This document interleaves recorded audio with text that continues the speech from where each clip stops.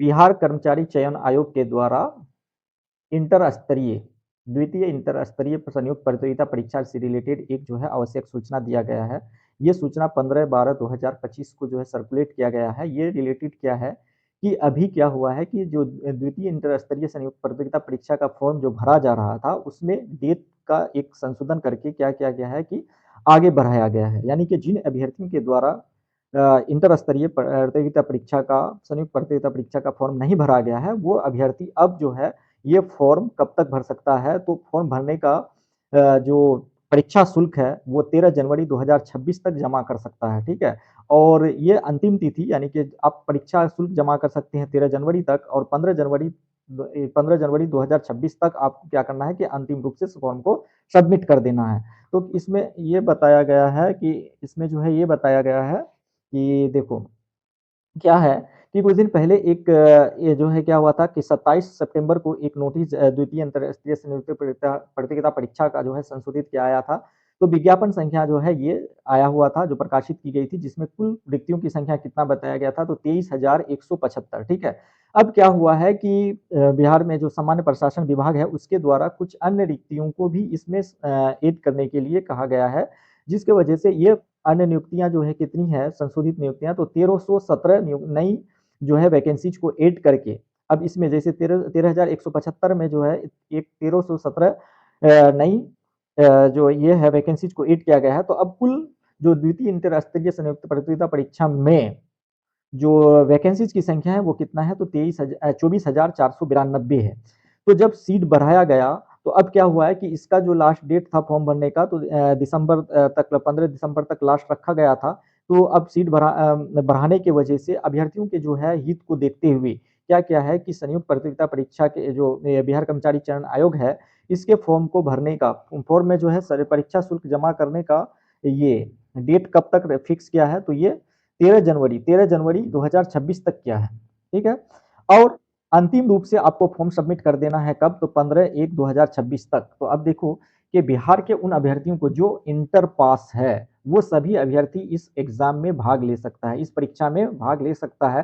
तो जिन अभ्यर्थियों ने अब तक जो है इस फॉर्म को नहीं भरा है, उन अभ्यर्थियों के लिए एक सुनहरा अवसर है कि वो अभ्यर्थी इस फॉर्म को भर सकते हैं। कब तक? तो जो है इसके लिए अंतिम रूप से जो परीक्षा शुल्क जमा करने का डेट है, ये 13 जनवरी है और जो फॉर्म भरने का लास्ट डेट है वो 15 जनवरी तक है। यानी कि 15 जनवरी तक आपको फॉर्म सबमिट कर देना है एनी हाउ। तो एक नया मौका है जो भी अभ्यर्थी आप इंटर पास हैं वो लोग इस एग्ज़ाम में बैठ सकते हैं, भाग ले सकते हैं। एग्ज़ाम भी बहुत आसान है। जितने भी स्टूडेंट मदरसा से अगर आप ये किए हुए हैं कि मौलवी तक पास किए हुए हैं, मौलवी का आपके पास सर्टिफ़िकेट है, वो अभ्यर्थी भी इस एग्ज़ाम में भाग ले सकते हैं। बहुत ही अच्छा पोस्ट है।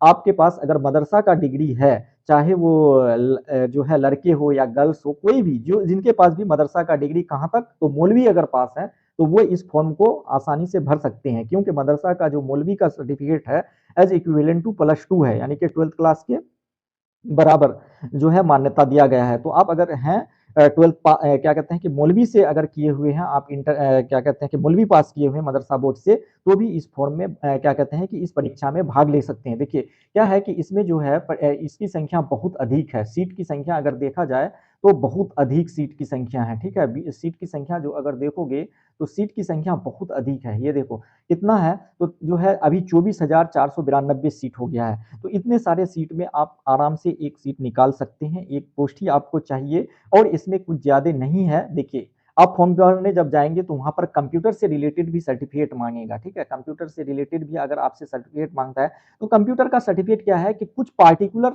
पोस्ट के लिए ही जो है, क्या है कि रिक्वायरमेंट है। अगर आप नहीं भी देते हैं, तो जिन पोस्ट में आपका जो है क्या कहते हैं कि कंप्यूटर का सर्टिफ़िकेट ज़रूरत नहीं है, वहाँ पर नहीं लगेगा। हाँ, आप कंप्यूटर का सर्टिफ़िकेट भी दे सकते हैं। कंप्यूटर का सर्टिफ़िकेट मैक्सिमम जो है क्या माँगा जा रहा है, तो वो माँगा जा रहा है आपके पास ये जो है एडीसीए उसको क्या कहते हैं एडीसीए एडीसीए का सर्टिफिकेट देते हैं। कुछ पार्टिकुलर पोस्ट है जहाँ पर कंप्यूटर की सर्टिफिकेट की जो है ज़रूरत है। उन पार्टिकुलर पोस्ट को छोड़ करके बिना कंप्यूटर के सर्टिफिकेट के भी आप क्या कर सकते हैं कि फॉर्म भर सकते हैं। तो इसीलिए आपको पैनिक नहीं होना है कि एडीसीए का सर्टिफिकेट नहीं है इसलिए हम फॉर्म नहीं भर रहे हैं, ऐसा नहीं करना है। अब इस एग्ज़ाम के हम कुछ पैटर्न भी बताना चाहेंगे कि इसमें कितने क्या कहते हैं कि कितने क्वेश्चंस रहेंगे। तो पहले एक पीटी होगा और ये उसके बाद अगर ये क्वालीफाई कर जाते हैं तब मेंस होगा, ठीक है। तो पीटी का जो सिलेबस है और मेंस का सिलेबस है सेम है। तो पीटी में जो एग्जाम पैटर्न है तो यहाँ पर क्या है कि आपको 150 क्वेश्चन का एग्जाम होगा पीटी, और ये जो है क्या रहेगा तो 50 क्वेश्चन आपके पास रीजनिंग का रहेगा, 25 क्वेश्चन जो है आपका क्या रहेगा तो ये जो है मैथमेटिक्स होगा, ठीक है, जनरल मैथमेटिक्स, इसको जनरल मैथमेटिक्स बोलेंगे। और उसके बाद जो है तो आपके पास 25 क्वेश्चन जो होगा तो general science, general science up to कहाँ तक तो 10th क्लास तक के साइंस जो आप बायोलॉजी पढ़ते हैं, फिजिक्स पढ़ते हैं या केमिस्ट्री पढ़ते हैं, अप टू 10th क्लास वहीं तक के जो है पूछे जाएंगे। तो 100 क्वेश्चन हो गए। और जो 50 क्वेश्चन है ना, इसमें से आपको क्या पूछा जाएगा तो ये जो है पूछा जाएगा आपका तो 50 क्वेश्चन में आपको जो है जनरल नॉलेज प्लस जो है आपको ये यानी कि इसको जनरल स्टडीज भी कह सकते हैं प्लस करेंट अफेयर, इतना मिला करके आपका एग्जाम होगा जो है। अब देखिए एग्जाम में क्वेश्चन एक क्वेश्चन पर जो है कितना मार्क्स रहेंगे तो 4 मार्क्स रहेंगे। आपका 150 क्वेश्चन है, 4 मार्क्स रहेगा यानी कि जो है 600 मार्क्स का पेपर होना है, ठीक है, 600 मार्क्स का पेपर होगा। और इसमें क्या है कि आपको 600 मार्क्स का पेपर होना है, इसमें नेगेटिव मार्क है। अगर मान लेते हैं कि एक क्वेश्चन आपका गलत हो जाता है, तो यहाँ पर जो मिला हुआ मार्क्स होगा आपको, वो मार्क्स क्या होगा कि रिड्यूस हो जाएगा, घट जाएगा।